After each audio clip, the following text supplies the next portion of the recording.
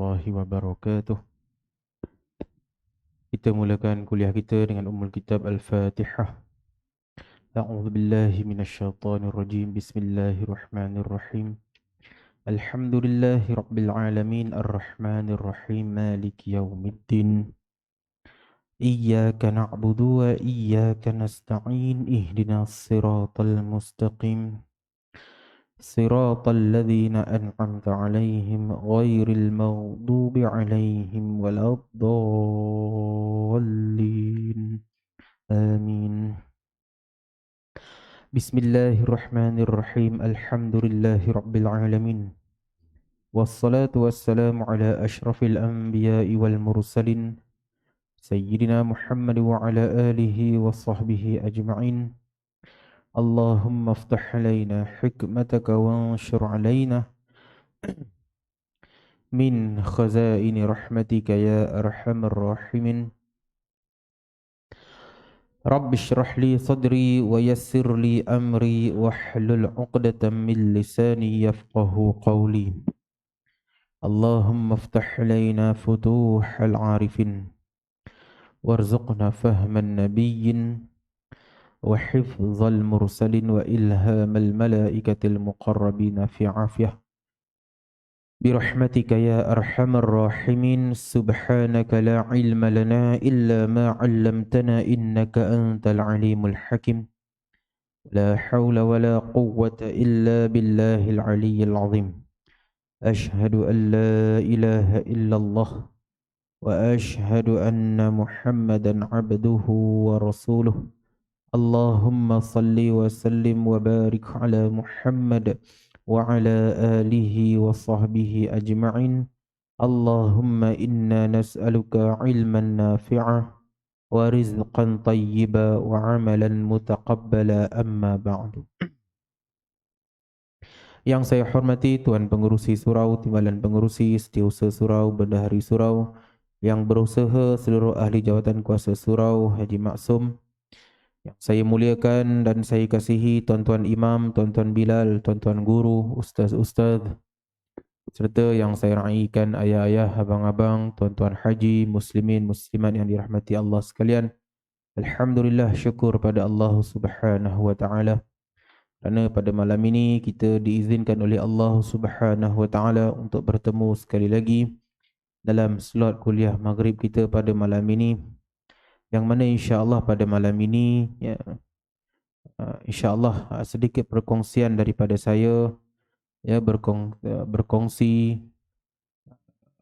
berkenaan dengan pengurusan harta orang Islam di Malaysia ini, khususnya yang pertama ini dalam bab faraid, yang mana seingat saya kali terakhir saya hadir kuliah maghrib ke kuliah subuh yang lepas, saya ada menceritakan tentang muqaddimah ataupun pengenalan kepada ilmu faraid ini.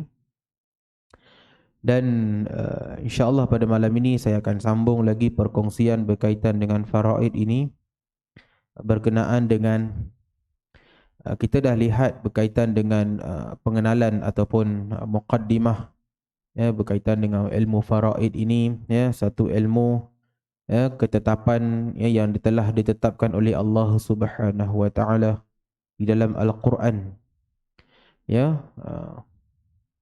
Walaupun mungkin kita kata saya ni harta mana ada ustaz, saya harta apa pun tak ada. Siapa cakap tak ada harta? Tu yang kita pakai baju tu bukan harta ke? Kopiah, spender, baju dalam, singlet, cincin, jam, tu kopiah atas kepala tu semua harta pusaka. Cumanya biasanya harta-harta yang saya sebutkan ini jarang ahli waris nak warisi. Biasa dilelong ya. Kan? Tu spender arwah ayah tu siapa nak ambil lah. Kan? Tu jubah arwah ayah tu siapa nak. Kan? Ambil lah. Cuba cakap emas, berebut. Kan? Emas pun dilelong juga. Tapi dilelong pada adik-beradik perempuan. Kan? Jadi pada malam ini insya-Allah kita nak lihat satu lagi tajuk kecil berkaitan dengan kategori harta. Ya, bila berlaku kematian, ada segelintir masyarakat kita yang masih lagi keliru, masih lagi dia tak faham, masih lagi dia tak tahu. Ya, masih lagi dia bimbang, dia terguna harta pusaka. Jadi harta-harta yang macam mana dipanggil harta pusaka? Kan dalam dunia moden hari ini, ya kita hidup pada zaman tahun 2000-an ini, 2020 dah, milenium dah ni. Harta yang macam mana? Ya, harta semasa yang merupakan harta pusaka. Ya, ada juga harta si mati yang bukan harta pusaka. Bila meninggal si mati, harta tu bukan kategori harta pusaka. Jadi bila bukan harta pusaka, harta tu boleh diguna pakai oleh ahli waris tanpa meminta izin ahli waris yang lain. Terutamanya yang kematian suami lah. Kan, balu si mati nak pakai harta tu, kan, dia nak pakai, dia boleh terus pakai. Tapi kalau harta pusaka, dia kena ikut peraturan. Dia kena ikut tata cara. Dia kena ikut undang-undang Islam. Ya, sebelum nak mengguna pakai harta pusaka. Jadi kita lihat yang pertama, kategori harta pusaka. Harta pusaka yang pertama ulama sebutkan di sini adalah rumah. Rumah pemilikan kita lah. Rumah tu nama kita, bukan rumah sewa. Rumah sewa tak termasuk. Masuk rumah sewa kat sini, kita menyewa rumah orang. Itu rumah tu bukan. Tapi kalau kita ada rumah sewa 40 pintu, itu harta pusaka. Kita pemilik rumah sewa tu, itu harta. Tapi kalau kita menyewa harta orang, menyewa rumah orang, tak bolehlah panggil harta pusaka kalau kita mati. Kan, rumah ni kan kau ambil lah, padahal ni rumah orang. Tak boleh. Dia mesti harta tu bersifat milkutam, pemilikan sempurna, milik kita. Kan? Kalau rumah tu dua nama macam mana Ustaz? Milik dua-dua lah. Mesti pihak bank akan divide kepada dua, 50% setiap seorang. Pegangan suami ada 50% dalam rumah tu, pegangan isteri ada 50% dalam rumah tu. Kalau suami meninggal dunia, 50% itu saja yang difaraidkan. Yang 50 lagi isteri punya, isterinya hidup. Ya, itu rumah. Yang kedua, tanah. Tanah ni memang famous lah. Sebab tu kita panggil tanah pusaka. Tanah, ada tanah. Tanah tu milik siapa? Milik si fulan. Memang atas geran nama si fulan. Tu jadi kalau si fulan tu meninggal dunia, nama dia ada atas geran. Tapi nama atas geran ini, sejak kebelakangan ini saya menerima kes-kes yang ada kes-kes yang ada mempunyai cerita di sebalik nama dia atas geran. Contohnya arwah bapa dia masih hidup, bapa dia bawa dia pergi ke pejabat tanah, bapa dia pinjam nama anaknya, letak nama anaknya atas geran. Tanah tu bapaknya punya. Tapi disebabkan bapaknya pun dah ada tanda-tanda nak padam, jadi dia pun pergilah pejabat tanah. Bila pergi pejabat tanah, si arwah ni dia ada anak yang ramai lah, ada 5-6 orang. Tapi dia pakai nama anak dia yang seorang ini untuk dipinjam tumpang letak atas geran. Kod-kod orang tua ni dah padam, dia beranggapan anaknya yang dipakai nama tadi ni senanglah nak jual ke untuk dibahagikan faraid. Rupa-rupanya siapa tahu, dia berdua je tahu, bapak dia pun padam. Lepas tu dia declare tanah tu depan adik-beradik yang lain, tanah ini ana yang punya. Ini berlaku, ni reality punya kes. Cuma saya tak boleh sebut nama orang tu lah. Bukan. Ini saya kongsikan kes-kes yang agak sukar dan sulit kita nak selesaikan. Macam mana ni Ustaz? Yang mengadu ni adik-beradik dia. Mana boleh macam ni Ustaz? Kan? Bapak kami pinjam nama dia je letak atas geran tu. Tapi sekarang dia kata dia tak nak tukar nama siapa-siapa. Dia kata tanah tu dia punya.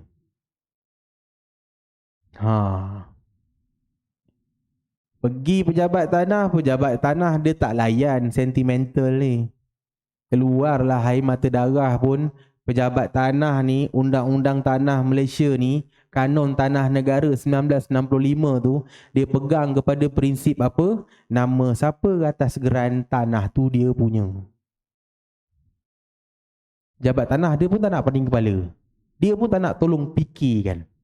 Kita orang pegang satu je, nama siapa atas geran? Nama si Fulan. Tu dia punya lah. So hati-hatilah. Bagi didik anak kita ni, bagi faham agama. Kan? Sebab itulah Nabi ajarkan, ya, kalau tak faham agama ni, rugi. Orang yang belajar agama belum tentu dia faham agama. Ada yang belajar agama kerana sijil, sebab nak kerja. Kan? Belajar ni apa? Dah tak ada pilihan senang Ni kalau aku dah habis diploma syariah ni, bolehlah kerja JAIS. Nak kerja. Ambil diploma Usuluddin, ambil diploma Quran Sunnah ni kenapa? Senang tidak buat kerja. Tapi ni kan belajar ni kan, bolehlah mohon JAKIM. Kan, pakcik aku pun ada dalam JAKIM. Contoh. Allah tak bagikan kefahaman agama.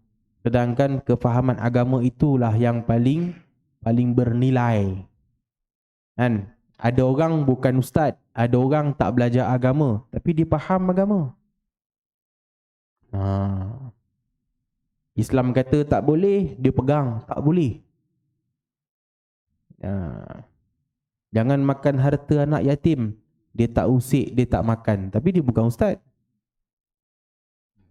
Ada orang belajar agama, dapat ilmu teori agama, tapi Allah tak bagi faham agama dekat dia.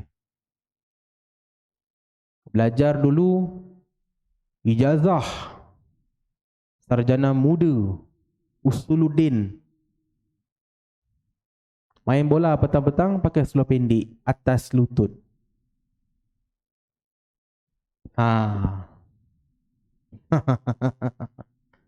Betul ke Ustaz? Ya, depan mata saya. Ni semua saya tengok real depan mata saya. Pengalaman saya. Tengok budak-budak belajar ni, diploma dakwah dalam asrama pakai boxer. Tak pakai baju. Boxer, bukan seluar pendek, boxer. Kamu ni ambil subjek apa? Kos apa? Oh, saya diploma dakwah bang. Allah tak bagi faham agama. Belajar agama sebab nak senang kerja. Niat pasang awal-awal dah macam gitu, Allah bagilah apa yang dia nak. Kan? Termasuk dengan ni, isu tentang faraid ini. Tanah ni hati-hati tuan-tuan. Kalau tuan-tuan ada tanah nak bagi pada anak-anak, kena clearkan niat kita bagi untuk apa. Jangan bagi secara umum. Jangan bagi secara umum. Itu yang ahli waris jadi pening. Yang bagi harta ni pun satu hal juga. Nak bagi akadnya biar clear. Kan? Ni 1 ekar ni ayah hibah pada kamu. Jelas disebut perkataan hibah. So bila kita dengar, oh hibah kamu punya lah. Ni kadang-kadang yang bagi harta ni, kamu ambil lah adik-beradik. ambillah tanah tu. Pap, mati. Sampai situ je ayat dia. Kamu ambillah tanah tu. Ambil tu bermaksud apa? Ambil tolong jagakan ke? Tapi orang tua ni cakap separuh jalan. Kamu ambillah tanah tu. Satu hal. Yang kedua, tanah yang mana? Arwah bapaknya ada 40 ekar. Yang mana satu ni? Yang nak bagi harta pun kena juga kena ada ilmu. Apa lafaz akadnya? Dia ada akad dia, tuan-tuan. Kalau tuan-tuan bagi hibah, dia jadi hibah. Kalau tuan-tuan bagi wasiat, dia akan jadi wasiat. Kalau tuan-tuan kata sedekah, dia akan jadi milik dia. Lebih kurang macam hibah juga. Kalau kata minta tolong jaga kan, tu namanya pemegang amanah. Bila pemegang amanah, tak boleh pakai harta tersebut. Just pegang saja. Jagakan amanah si mati. Jadi yang mana satu akadnya? Ni yang berlaku banyak masalah ni. Kita pula kena siasat. Ingat tak apa lafaz si mati cakap? Tak ingat lah Ustaz. Tapi bapak saya kata, dia kata ambil lah. Penat kita nak menafsirkannya. Ya, itu berkaitan dengan tanah. Yang ketiga, ulama kata harta pusaka ni adalah wang tunai. Wang tunai si mati. Wang tunai milik si mati. Wang tunai ni kadang-kadang ada dalam pemilikan orang lain.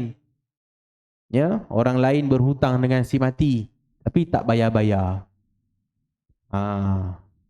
Jangan doa syekh mention kalau si mati ni ada berhutang dengan siapa-siapa, jumpalah ahli waris ya.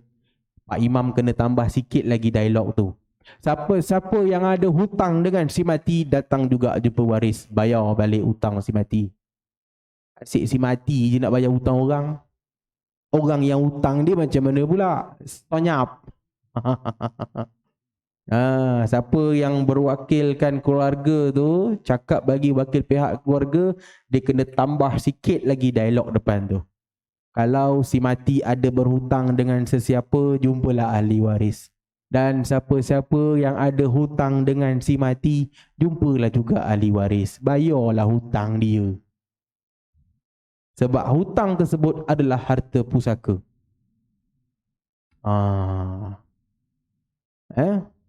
Masa hidup tak reti-reti bayar duit sewa rumah. Dah mati baru sibuk nak bayar. Kan? Tak apalah. Orang tua ni pun dah padam lah. Kita lupakan je lah hutang lama kita. Haram. Berdosa. Makan harta orang dengan cara batil. Yang tahu tu Allah Ta'ala. Macam mana kita sorokkan pun Allah Maha mengetahui. So jujurlah dengan diri sendiri. Kalau kita ada hutang dengan si mati, jumpa ahli waris dia. Ni ada 5,000 ringgit. Dulu saya berhutang dengan arwah ayah kamu. Ambillah. Betul, saya hutang dengan arwah ayah kamu. Saya pinjam duit ayah kamu 5,000 ringgit. Dia jujur. Bayar. Daripada kita diam, sengaja tak nak bayar, kita makan harta orang dengan cara salah. Walaupun kita sembayang tonggang-tonggik 24 jam, 5 waktu apa semua, tapi kita ada aniaya orang, ada zalimi orang, agak-agak status solat kita macam mana? Kena ingat tu. Kalau tak ada hutang tak apalah. Ya. Wang tunai si mati. Ya, tak kisahlah dalam bank ke, dekat dalam tabung haji ke, dalam ASB ke, dalam mana lagi? Dalam almari dia ke, kumpul, dapatlah 50,000 kan? 50,000 tu pusaka. Jadi tak boleh suka-suka pakai harta pusaka tanpa melalui proses yang sepatutnya dilalui. Walaupun isteri si mati, dia tengok, dia jumpa duit arwah suami dia dalam almari 10,000. Dia cakap dengan anak dia, Alhamdulillah, Ya, 7 hari 7 malam ni senanglah kita buat kenduri tahlil pakai duit arwah ayah kamu ni, mak jumpa dalam almari.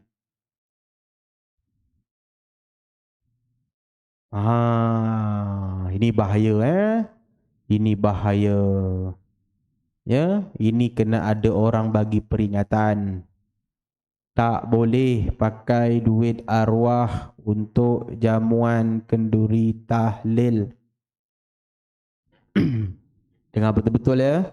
Tak boleh guna duit si mati untuk jamuan selepas kenduri tahlil. Nak buat kenduri tahlil 7 hari 7 malam, silakan. Tak ada masalah. Hukumnya harus. Tak ada masalah. Buatlah. Untuk kebaikan si mati. Mudah-mudahan sampailah pahala bacaan-bacaan ayat Quran itu pada roh si mati. Itu niat kita. Buat majlis tahlil. Tapi selepas majlis tahlil, tuan rumah nak menjamu sedikit tetamu yang datang.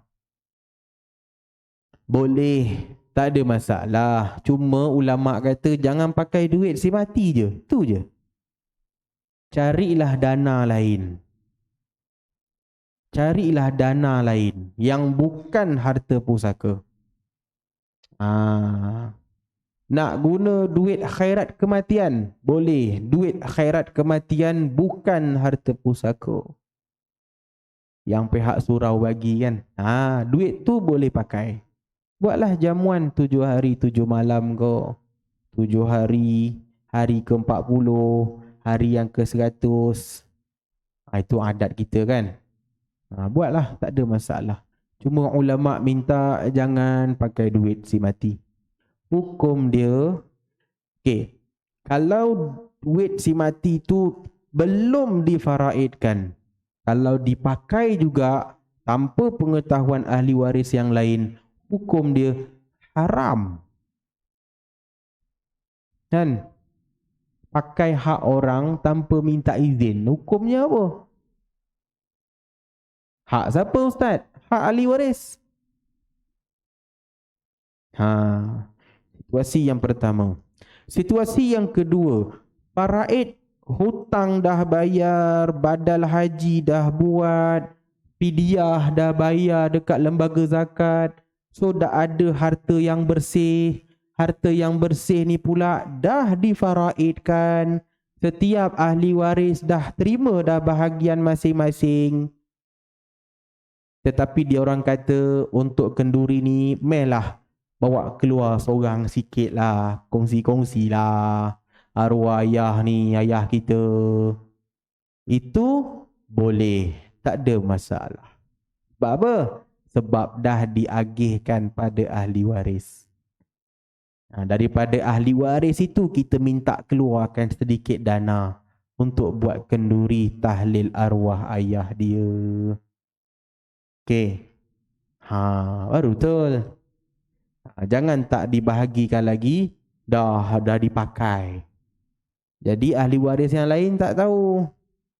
Tak boleh tengok ya, dia kena bahagikan dulu faraid. Itu wang tunai. Yang keempat, ulama kata simpanan bank.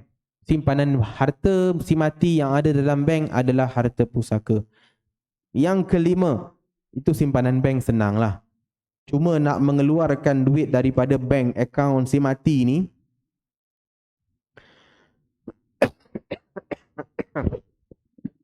nak bawa keluar duit ni macam mana Ustaz? Ada beberapa orang yang saya jumpa yang dia ada pengalaman, dia kata sementara boleh cocok je Ustaz. Tahu nombor PIN card tu, cocok je, siap-siap. Boleh ke saya kata? Dapat Ustaz, dapat. Kita ubah dulu jumlah pengeluaran seharian tu, setting tu kan. Tengok berapa jumlah ada, ada 10,000. Kita tukar jumlah seharian tu, buat 30,000 keluar sehari. Dia cocok keluar semua. Cuma yang tak lepas keluar tu, yang tinggalkan RM10 tu lah. Itu je lah tak lepas. Dia kata boleh cocok, cocok je Ustaz. Okey. Senang lah. Selesai lah. Ya, sebab ada setengah orang dia tak tahu teknik ni. Dia biar. Lepas tu dia buat laporan dekat Jabatan Pendaftaran Negara tentang laporan kematian. Nak buat sijil mati arwah ayah dia. Habis. Dia kalau tak sepengetahuan saya lah. Kalau JPN dapat tahu ada kematian je, dia memang akan link semua dengan bank negara. Blok. Dia akan blok semua. Waktu tu hang cocok lah berapa kali pun. Memang takkan keluar. Sebab dah freeze. Ya, sementara boleh cocok tu bukan apa pun. Kita nak bawa keluar senang. Kita nak faraid kan. Tak payah pening-pening kepala nak pergi amanah raya, nak pergi mahkamah tinggi. Kan? Cuma ya. Cuma kalau KWSP tak boleh buat macam tu. KWSP mana dekat bank. KWSP dia ada cara dia. Ya. KWSP adalah harta pusaka. KWSP Fatwa Kebangsaan telah keluarkan bahawa KWSP tidak boleh dihibahkan. Dia berstatus harta pusaka. Jadi kalau tuan-tuan rasa nak bagi hibah harta KWSP tu, nak hibahkan pada anak-anak ke apa ke, memang tak boleh ya. Ya, tak lepas. Dia ada proses dia yang lain, KWSP ni. Okey? Yang KWSP ni yang penting ada sijil mati si mati. Bukan permit kubur. Sijil mati.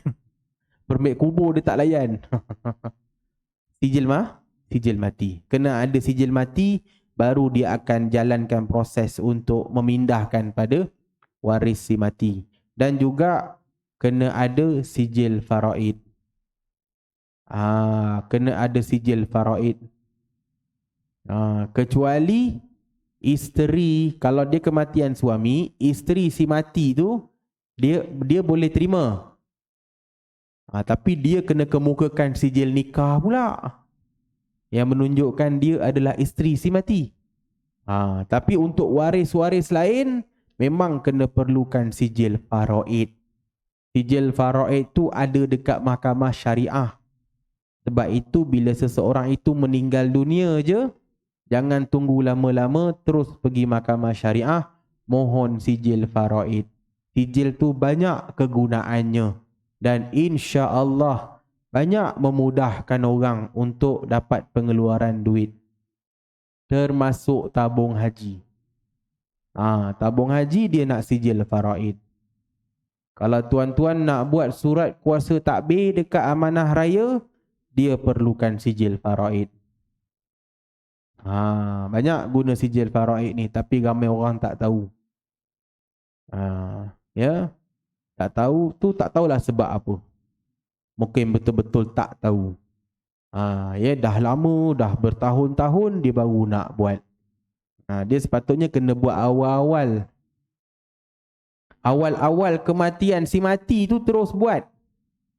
Jangan tunggu setahun, jangan tunggu 2 tahun, jangan tunggu 3 tahun, 4 tahun, 5 tahun, 20 tahun.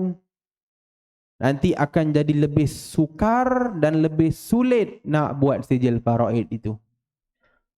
Sebab dia akan melibatkan ramai ahli waris pula. Susah Terus buat. Kubur merah ke, apa ke, buat. Kalau balu si mati tak boleh buat sebab dalam iddah lagi 4 bulan 10 hari, anak-anak ada, adik-beradik arwah ada, tolonglah buatkan. Tolonglah uruskan.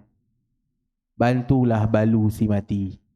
Sebab dia dalam iddah 4 bulan 10 hari, dia tak boleh ke mana-mana.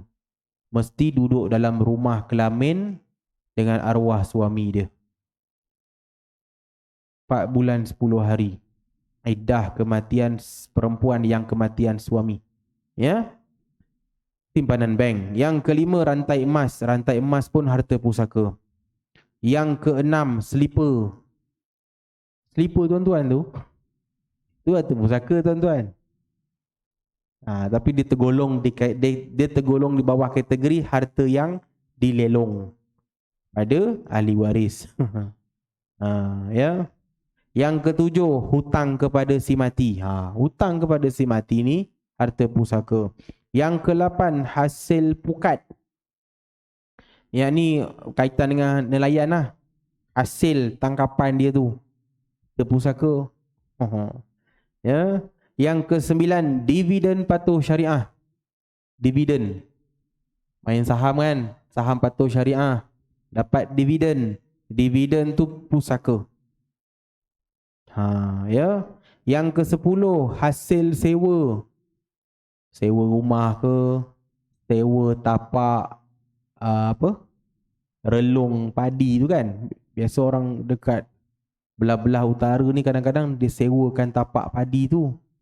Tuan punya tanah tu, dia sewakan tapak tu orang lain yang buat, dan hasil dia orang bincang lah. Sewa tapak padi tu, berapa dia orang dalam agreement, hasil sewa tu adalah pusaka. Yang ke-11, untung perniagaan. Perniagaan yang patuh syariah lah. Ya, untung perniagaan. Bisnes, jual kerepek ke, kan, jual buah-buahan ke. Ya, yang halal lagi berkat itu, untung perniagaan, ya, itu adalah pusaka. Yang ke-12, hasil kebun, hasil ladang yang melibatkan tanah felda, tanah felkra. Kan, tanah-tanah tu tak boleh tukar nama, betul? Tapi hasilnya ahli waris boleh rasa. Hasilnya ahli waris boleh dapat. Kan, jual sawit, berapa tan, dapat duit. Duit itulah harta pusaka dan perlu diberikan kepada ahli waris. Masalah tanah ladang ini pun masalah yang sama berlaku. Apa dia? Ada seorang ahli waris, dia dilantik untuk tolong uruskan hasil-hasil. Maksudnya orang yang beli hasil tu dia berurusan dengan seorang lah wakil daripada waris. Mungkin mungkin anak si mati. Biasa yang kes yang saya dengar adalah anak si mati lah. Tak ada orang lain dah. Bapak dia meninggal, anak dia katakanlah ada 5 orang anak lelaki. Jadi hasil-hasil sawit ni siapa yang nak tolong uruskan, yang nak deal apa semua. Jadi 4 beradik ni lantiklah salah seorang adik beradik dia. Tolonglah uruskan.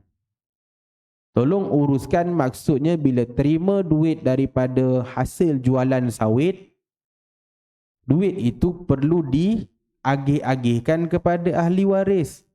Tetapi apa masalah yang berlaku?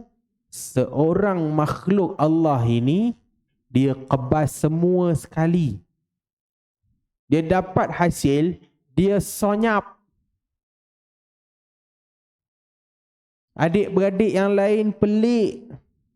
Masalahnya dia buat perangai ni bukan sebulan ayahanda, 3 tahun. Dia makan hasil sawit tu sorang-sorang 3 tahun. Hasil jualan tiap-tiap bulan tu. Sawit berapa? 6 bulan kan, saya tak pandai sangat lah bab-bab yang tu. Tapi nak ceritanya hasil jualan tu 3 tahun punya income dia kebas sorang. Adik-beradik yang lain dah mula pelik, mana hasil sawit ni? Orang lain semua sedap je, kita tak dapat apa pun. Pergi tanya Along, Long, hasil mana? Mana ada? Aku dah ambil semua dah. Kenapa tak bagi kita orang? Aku yang uruskan. Aku punya lah. Kan? Sampai hati Along buat macam tu pada kami. Tak apa. Kita orang pun sampai hati juga nak pergi balai. Meringkuklah kau dalam penjara. Apa nak buat tuan-tuan? Kalau betul-betul nak memperjuangkan hak dan keadilan, buat laporan polis bawah tiket pecah amanah. Sebab dia pemegang amanah.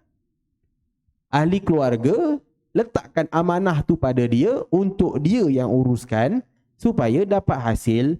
Kau sebagai pemegang amanah, kau kena agihkan pada ahli waris. Bukannya dapat dekat kau, kau kebas orang. Sila azan.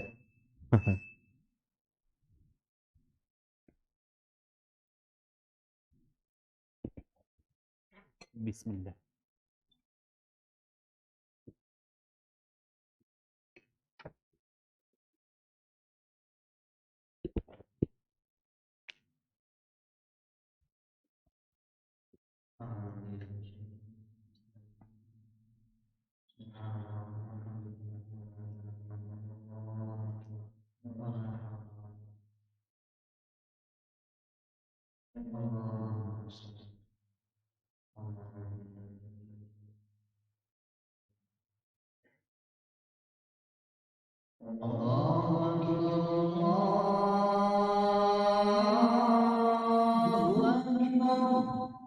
Allah Akbar, Allah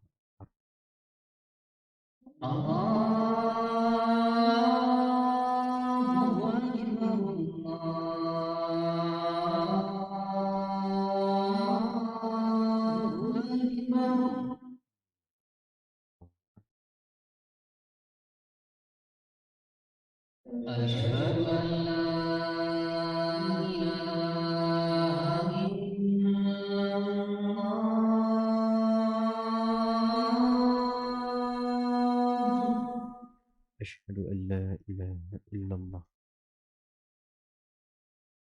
أشهد أن لا إله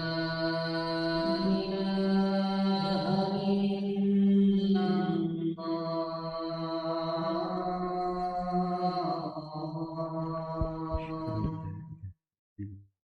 أشهد أن لا إله إلا الله أشهد أن محمدا رسول الله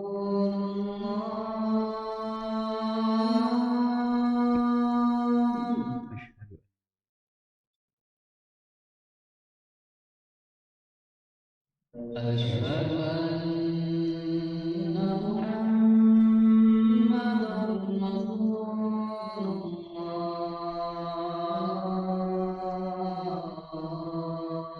رسول الله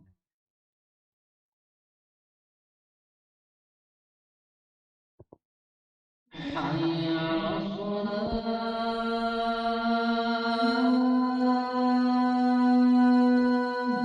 لا قوة حي على الصلاة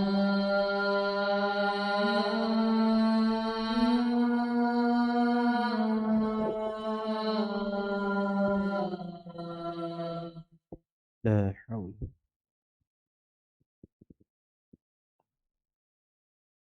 حي على الفلاح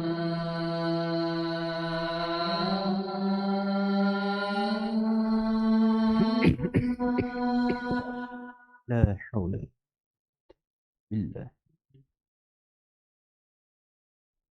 حي على الفلاح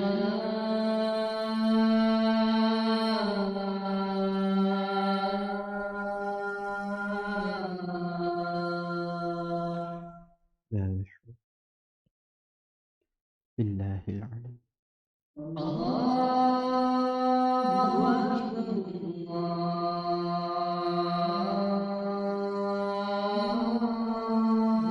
أكبر الله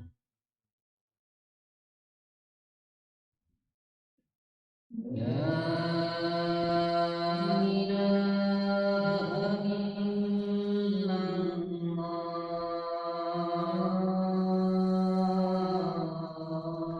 لا الله إله.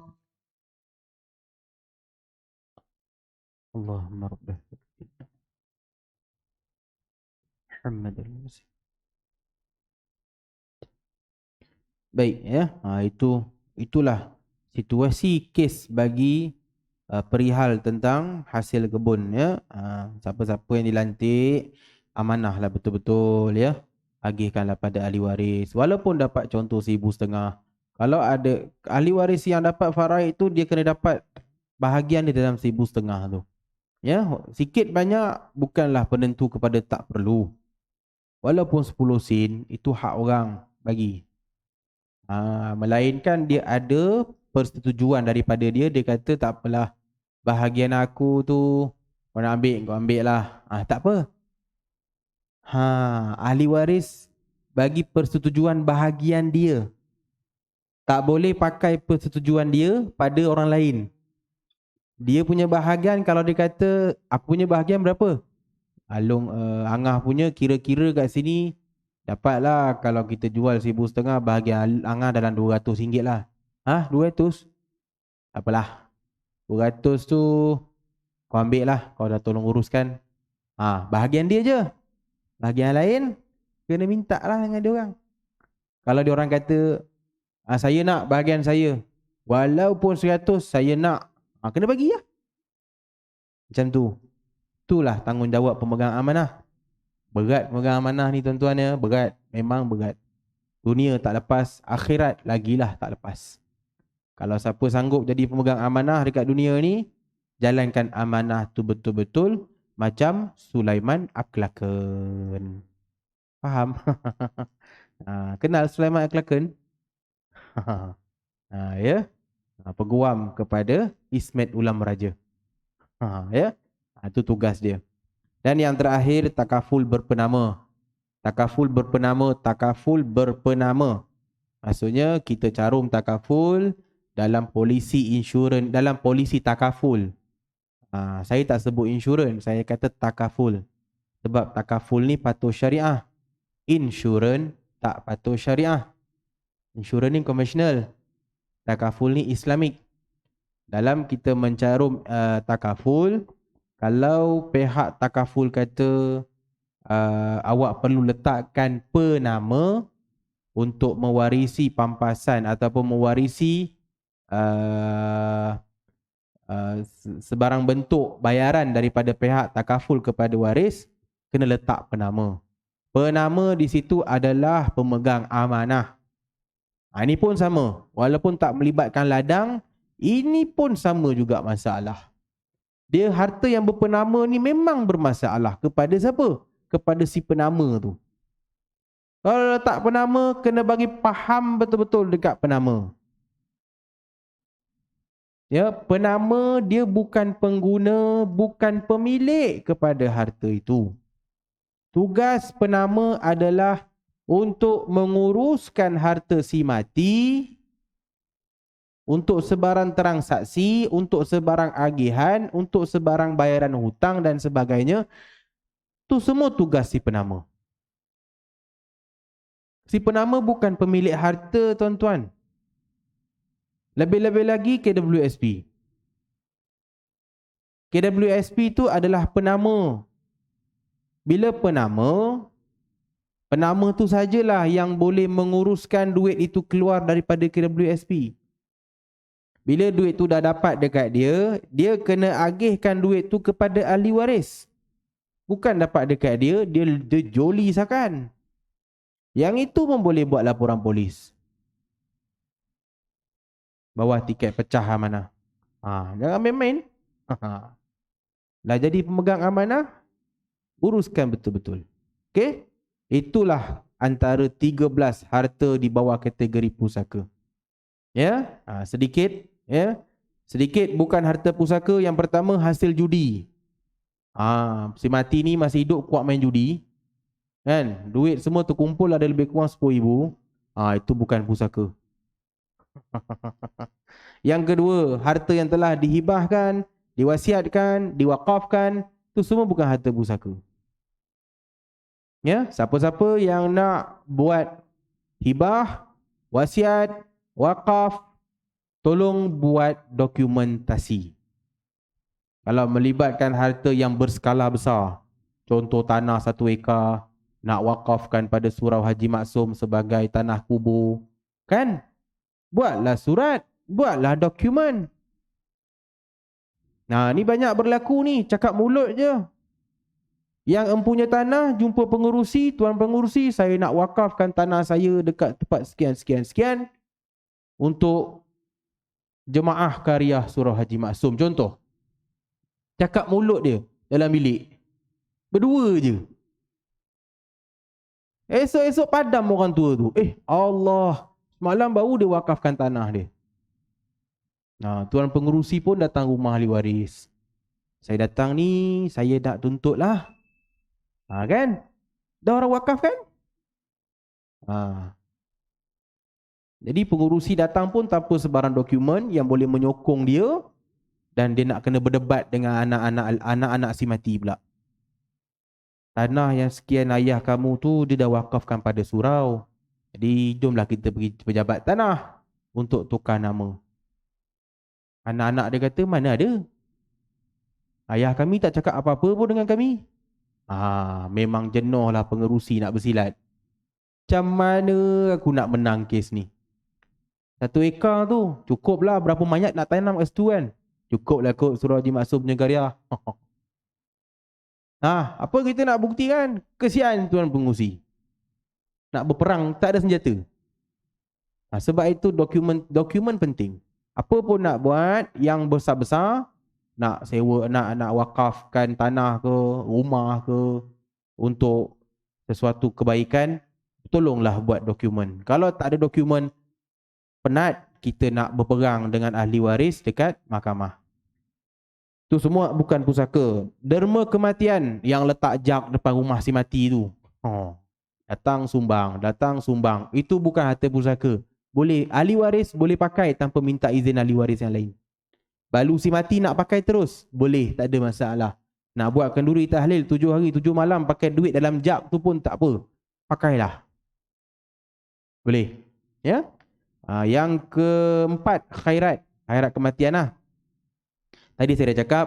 Yang kelima, pampasan yang diterima kalau dia bekerja syarikat tu ke, kan, toke-toke Cina ni kadang-kadang baik-baik juga kan, datang rumah menghargai, ini ada sedikit pampasan daripada kami, RM20,000 mengenang jasa suami awak bekerja dengan kami, ini ada sedikit hadiah daripada pihak syarikat menghargai jasa suami kamu. Tu duit tu dapat daripada toke, boleh pakai, tu bukan harta pusaka. Kalau atas tiket pampasan, tu bukan harta pusaka. So balu si mati boleh pakai untuk membesarkan anak-anak dia. Ya. Pencen terbitan, ini orang kerja kerajaan lah. Ya, pencen terbitan. Sokso bukan pusaka. Pampasan insurans konvensional pun bukan pusaka. Dividen bank konvensional. Ya, bank konvensional. Sekarang ni dah banyak Islamik kan. Orang Islam memang buka Islamik lah. Ni dulu-dulu punya bank. Contoh macam Maybank, Holiong. Yang dulu-dulu ni semua bank-bank ni dulu mana ada Islamik. Baru-baru ni aja. Maybank Islamik, CMB Islamik, Holiong Islamik. Nama je Holiong Islamik. Pekerja dia kan? Ya, orang bukan Islam tak, tapi tak apalah, itu produk dia. Ya, yang ke-9 dividen bank konvensional, yang ke-10 untung saham tidak patuh syariah. Yang ke-11 dividen KWSP bukan pusaka. Yang pusaka pokoknya. Pokoknya itu biarlah orang KWSP kira. Dia yang kena kira sepanjang tu berapa dividen, berapa pokok. Dan yang terakhir takaful hibah bukan pusaka. Ya, jadi itu sedikit untuk pada malam ini, sempat saya kongsikan. Banyak lagi nak kongsi sebenarnya ni, tapi tak apalah. Ya, insya-Allah pada pertemuan-pertemuan yang akan datang kita akan tengok. Kita nak tengok ahli waris tuan-tuan. Ahli waris ni penting ya. Jadi saya rasa sampai situ lah, cukup sampai situ. Insya-Allah panjang umur kita bertemu lagi di lain pertemuan. Saya minta ampun, saya minta maaf terkasar bahasa, terlanjur bicara. Yang baik semua daripada Allah Subhanahu Wa Taala. Yang lemah dan kekurangan ilmu itu daripada saya yang serba kekurangan ini. Saya minta ampun, saya minta maaf dunia sampai akhirat. Wallahu a'lam. Saya tangguhkan dulu kuliah kita pada malam ini dengan tasbih kafarah dan suratul asr. Subhanakallahumma wa bihamdik asyhadu an la ilaha illa anta astaghfiruka wa atubu ilaik. Subhanakallahumma wa bihamdik asyhadu an la ilaha illa anta أستغفرك وأتوب إليك. سبحانك اللهم وبحمدك أشهد أن لا إله إلا أنت أستغفرك وأتوب إليك. بسم الله الرحمن الرحيم.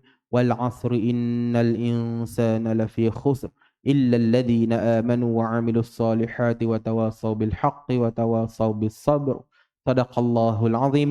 سبحان ربك رب العزة عما يصفون وسلام على المرسلين والحمد لله رب العالمين. أقول قولي هذا وأستغفر الله العظيم لي ولكم. السلام عليكم ورحمة الله وبركاته. أقيم الصلاة.